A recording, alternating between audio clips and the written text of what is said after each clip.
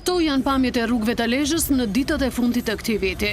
Festat kanë sjellë shtim të numrit të automjeteve që lëvizin në rrugët e qytetit dhe akset nacionale që përshkojnë qarkun. Fluksi i lartë i lëvizjeve dhe punimet infrastrukturore që po kryhen në qytet, po sjellin trafik të rënduar dhe shpeshherë kaos total në lëvizje.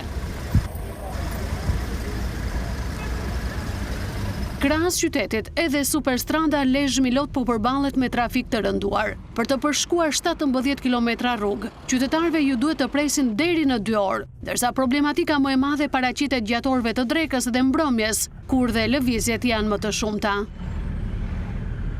Për të përballuar fluksin e automjeteve që lëvizin në rrugët e Lezhës, policia rrugore dhe ajo e rendit kanë shtuar prezencën e tyre. Efektivët janë vendosur në nyjet më problematike duke ndërhyrë në normalizimin e lëvizjes së automjeteve. Trafiku i rënduar pritet ta shoqërojë Lezhën deri në ditët e para të janarit, kur nis dhe largimi i emigrantëve.